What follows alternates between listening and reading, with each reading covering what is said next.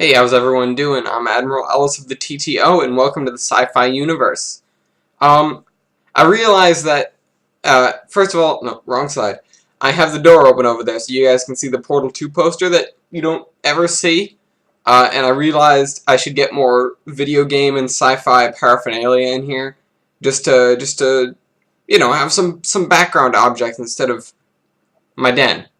Um, And if I could record in my base, that would be very nice as well, but I can't because, well, I'm not allowed to. I've actually talked to, I think I talked to the 10th about it, and then Admiral Cole backed him up. He was worried about breaking something.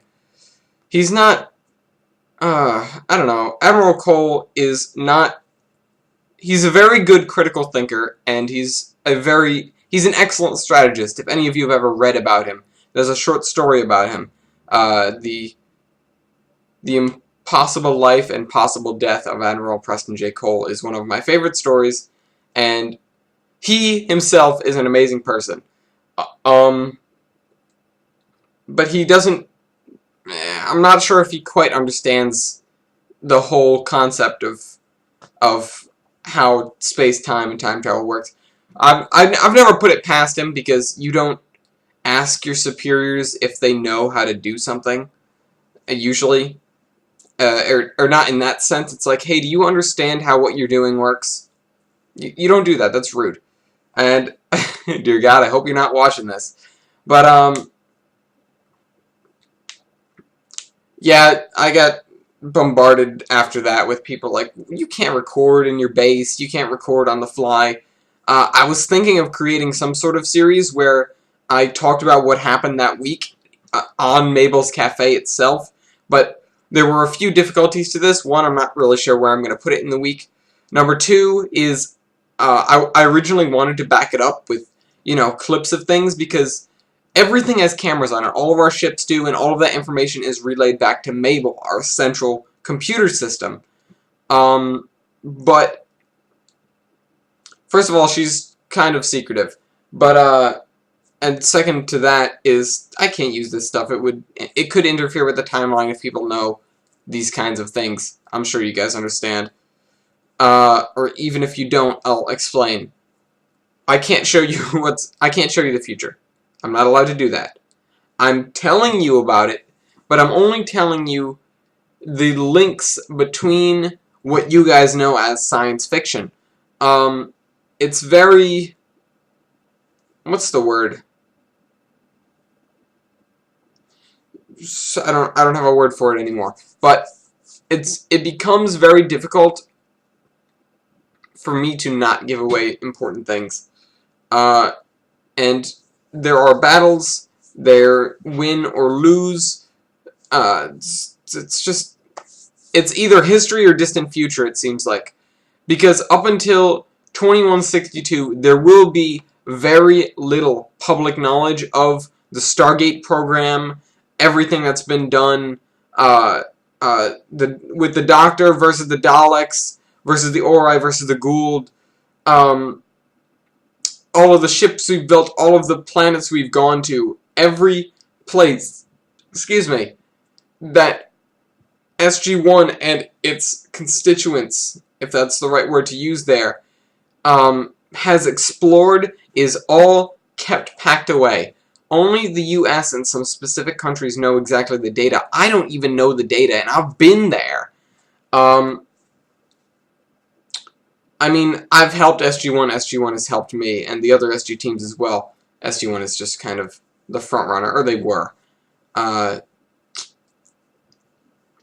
But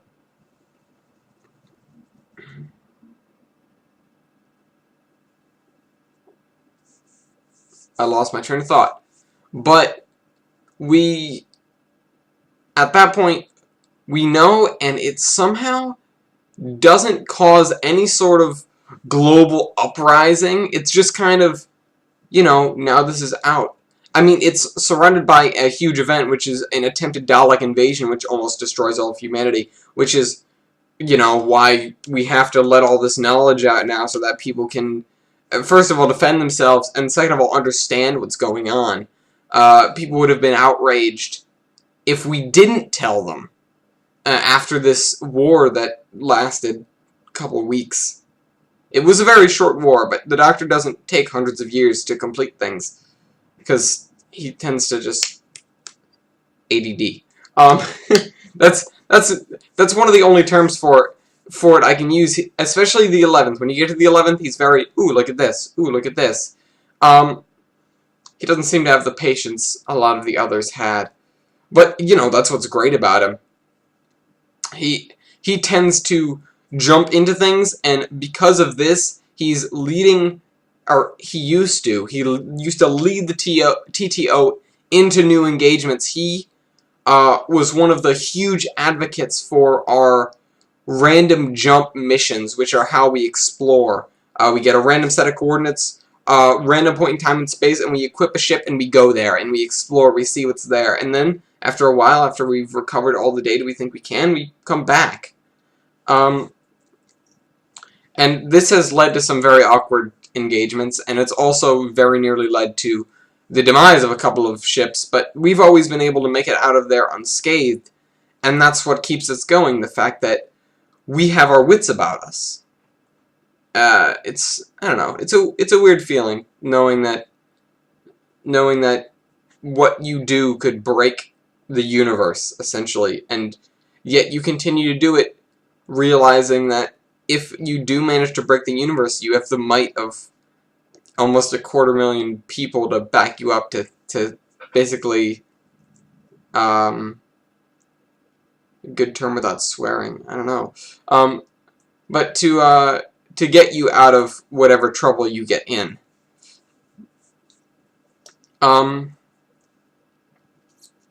Even the station itself is there to back you up. Mabel is not, as she says, omnipotent or infallible, but she is very smart and she can see pretty much into the future, basically into the future. The heart of the TARDIS can see into the future. She kind of is omnipotent, but she doesn't tell us anything because it's against her protocol. And I don't know, she managed to steal a Time Lord and run away, but she won't break protocol to tell us what's going on. But, of course, that would be dangerous if she did. Now, I don't necessarily have a specific topic to talk about this week, which is why I kind of jumped into whatever I felt like talking about. I left out a bullet there. I went 1, 2, and then kept elaborating on 2. I kind of like to go on tangents, if you guys didn't know. But I'd like to know if you guys kind of want a state of affairs. It'll certainly be interesting for me, because then I'll have to gather a lot more data about what's been going on in Mabel's.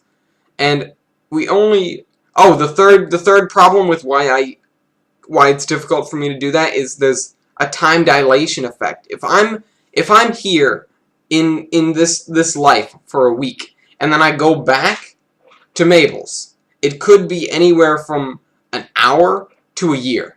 I don't know. It depends on, honestly, how much happens. So, you know, if you wanna spend some time, you can leave for what feels like a short amount of time to you and come back much, much later in Mabel's time, and then you'll have missions waiting for you, and then you'll have something to do, which is why I like to split up my time between here and there. I have to spend time here, but I like to go back there every once in a while, as not to let my tasks pile up. As an admiral, I tend to end up being dumped with a lot of things to do. And of course I have my own personal responsibilities, which is upkeep of my 2 starships now, and the various shuttles that surround them and my crew, and it's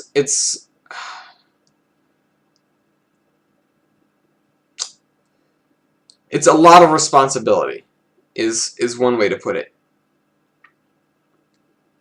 And I'm lazy, which is why Sarah does a lot of it. Sarah's my base AI, if you've never heard of her before. She will never stop in for a video, because she will not allow herself to.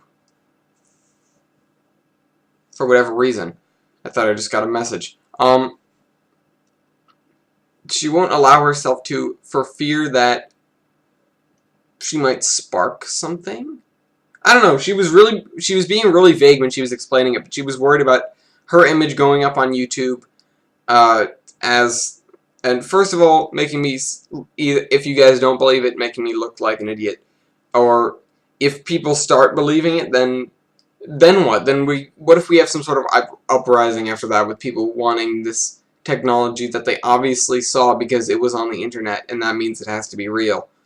Not to discredit myself, but we live in a very elaborate universe where the lines between fiction and reality are blurred. So much so that it's, even with help, it's difficult to see across them. Which is why I'm here. Which is why it's, you know, which is why I tell you about these things.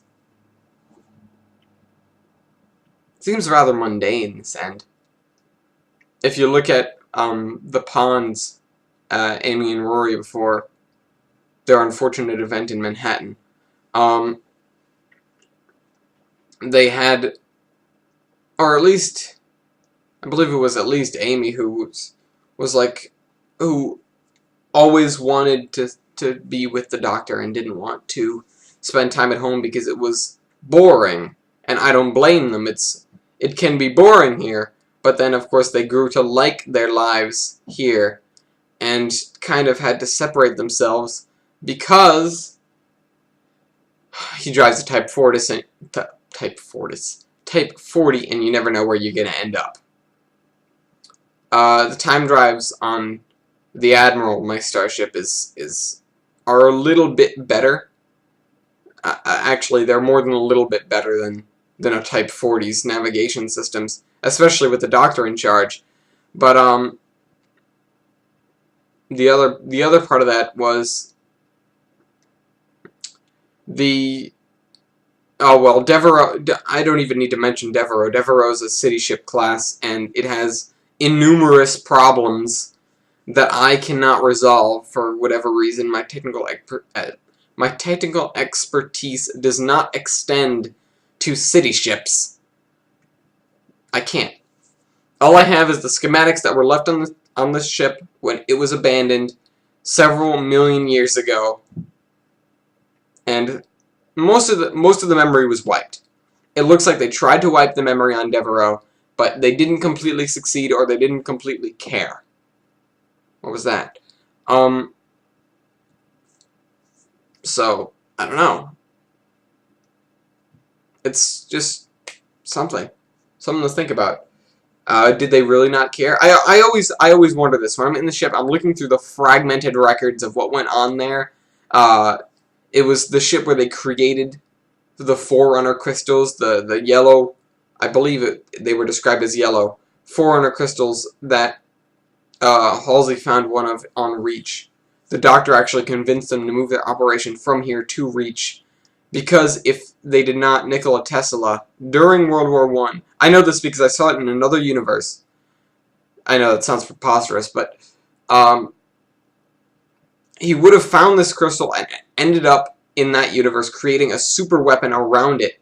And he wouldn't know, at that point in time, he didn't know how to use the crystal.